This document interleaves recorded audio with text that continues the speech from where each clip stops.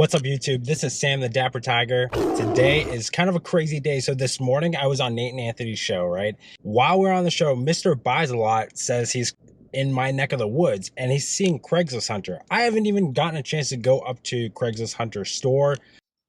Brian, we need to, I don't know how to get in touch with you, but if you're going to be in Crystal Lakes today, that's a half an hour from me. I'd love to buy you a cup of coffee today, man.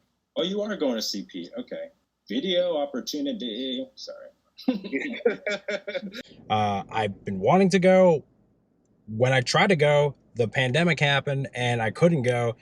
And I wasn't sure if he was fully open yet. Now he is. And Mr. Buysalot is in town. So I'm going to go. I got Mrs. Dapper Tiger. Hi. Baby Dapper Tiger. So basically, Brian, Mr. Buysalot, and I connected real quick over the phone. He's driving all the way from Milwaukee right now to Chicagoland. So we're going to go catch up with him. I don't know what this day is going to entail. It's kind of crazy. Video opportunity. We haven't had much sleep under our belts. I'm exhausted, but this is going to be a crazy day. All right, let's go.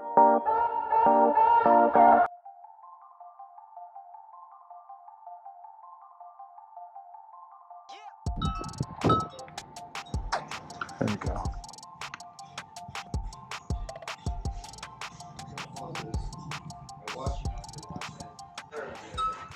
So they have it controlled.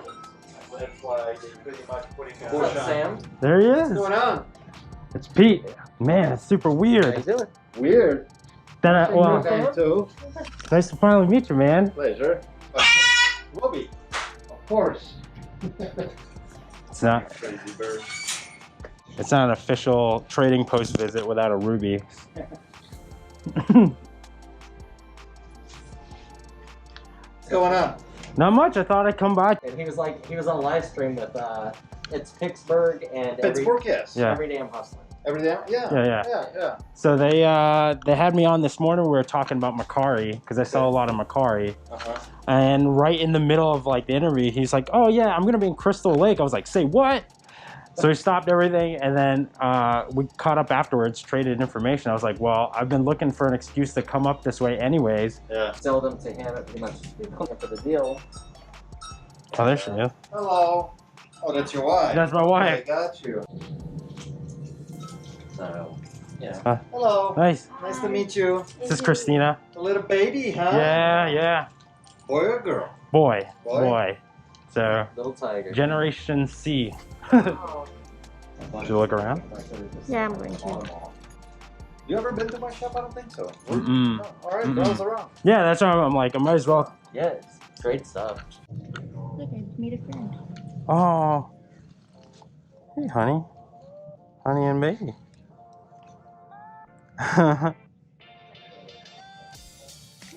Did you see Ruby? Okay.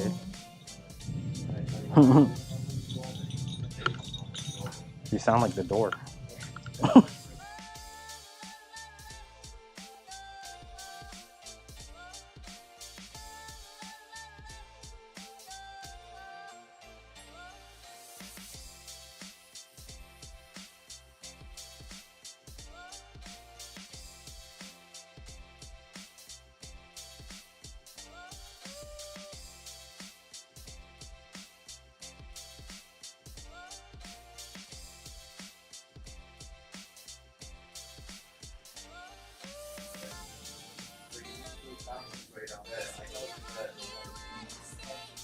Guys, look how cool that is. That's beautiful. Yeah, it's sparkly. Wow. I think if I had $50, Grandma used to collect these. Like your snacks are good. That didn't make it in the edits. Hey, look.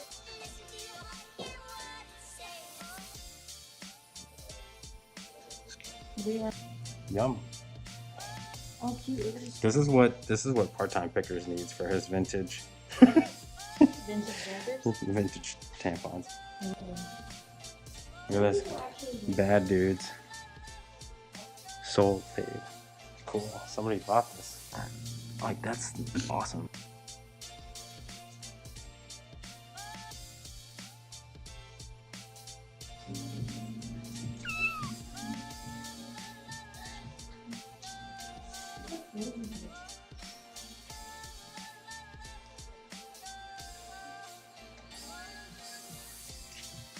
Oh, you're so cute.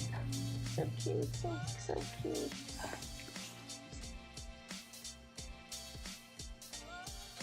Make a call. Do you even know what that is? Nope. It's a phone. Yeah, I know what it is. I was like, you gotta put the coins in. Yeah. Look at that Ditka. Mark Ditka. Dapper Tigers. Are you looking for the Dapper Tiger? Yeah, I'm looking for the Dapper Tiger. What do you guys think? It was great to look around Pete's store. This place is awesome.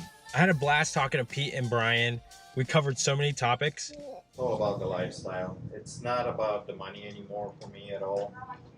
There's no need. Well, let's put it this way. Money is always nice, right? Mm-hmm. You always need money, but there's always a limit how you want to live your life too. You know. So it is about that lifestyle that you say, if I don't want to come in tomorrow, I don't have to. Right. If I need to take, a week off, I'm taking a week off, and everything is set up that way that I can do that. Pete and Brian were kind enough to give me some insight on networking. The bigger you get, I just learned that, like, if you give out your business card, so now instead of going and buying storage lockers, I'll go to ones that I know are good, and a lot of the guys are the same guys. I'll hand my business cards to them, and I'm like, hey, look, if you get an antique unit or a collectibles unit, and you want to sell the whole thing, just do a quick flip, contact me. And then they just call me, so I don't even risk buying the junk. That's awesome. That's the whole thing in this business, building those relationships. It is. But it takes time. Yeah. It's networking, takes time. That's why when we did the original reseller rally a few years ago here in Chicago, me, Chad, and Ronnie, this was main thing for us, that we want to get people together so they can mingle, exchange the phone numbers. Lots of these resellers are in different niches, and you might come up with something that you have no idea about. Right. All it takes is a phone call, a picture, and it says, John, do you want this? Yep. Or, vice versa. He finds something that he knows you into it, and that's how you grow this machine, and it just gets bigger and bigger and bigger. Yes, garage sales are great. Estate sales are great. Auctions and everything. But the connections is when you make the money. Yeah. Really. Oh, yeah. I mean, that's what it boils down to. Those deals that your guy calls you, he says, come with the truck. I got stuff for you. And you don't ask even what, you coming. Because you understand what you guys, everybody understands who's looking for what. Yeah. And that's when you start, really accelerate. I mean, don't get me wrong. There's guys that like to be small and want to stay small, and they don't want to have a headache of having a warehouse, employees, blah, blah. And I get that.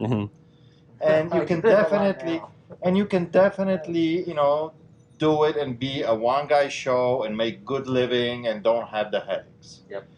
But if you want to make it serious and you want to make it bigger, I mean, you have to kind of, then get a warehouse, expand, get employees, because otherwise you're going to be working, 24/7. Right, for yourself. Yeah. And you do get burned out. Pete also gave some advice to new part-time resellers. Listen, if I could give any advice, if anybody could stay as long as they can at the part-time level to learn really what they like, Do as it. far as picking, do it as long as you can. And then you eventually decide, this is what I want, this is the niche I want to be in, because it makes me happy looking for it. Right.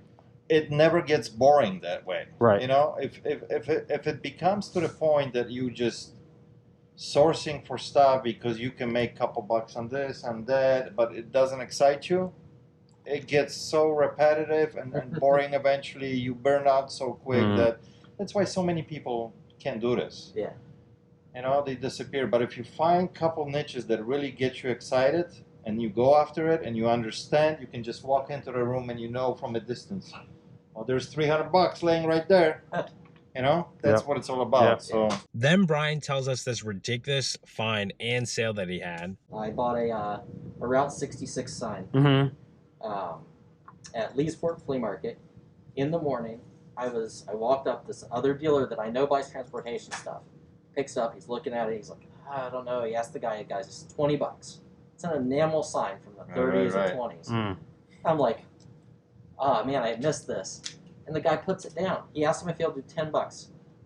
Puts it down and walks off. because there's a chip in it.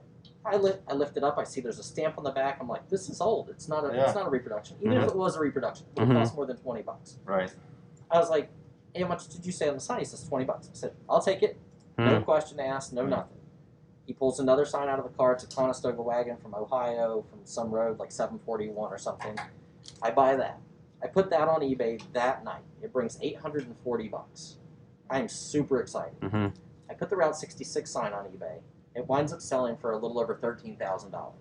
Did you say $13,000? I went out to that flea market and I saw the guy I bought the stuff from about 3 weeks later.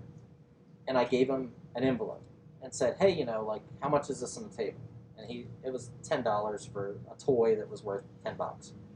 And I gave him an envelope. I'm like, here's $10, and here's a little extra. I did really well on the signs.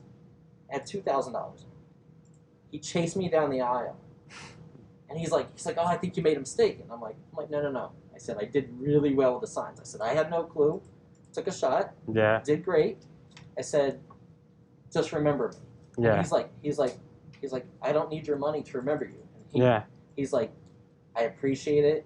He gave me the money back, and he's like, if I ever get any other signs, he's like, they'll go to you. Yeah. He's like, I have your card, I have your number. He's like, and just tell me what you think is fair. And he didn't take the money, and he goes, I bought a barn that these were in. He said, I paid $40 for the entire barn. He said, you paid for everything in that barn by buying those 2 signs. He's like, and you didn't ask me to come down in price. He's like, you just paid my number.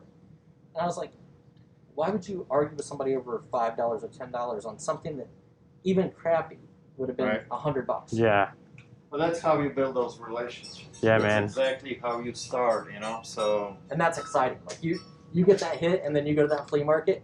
People are talking about like, oh, did you hear, man? There's a sign that came out here. Yeah. And they start telling you the story. Yeah. And then the guy at the booth goes, yeah, it was him that bought it.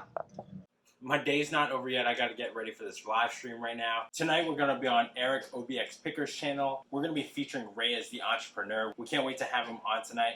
I want to thank you guys so much for watching. All the people that I got to meet and talk to today, their links are in the description below. If you haven't yet, I don't know why, hit that thumbs up, subscribe to me, and leave a comment down below if you have a favorite YouTuber that you would like to meet, that you would like to collab with. And until next time, peace.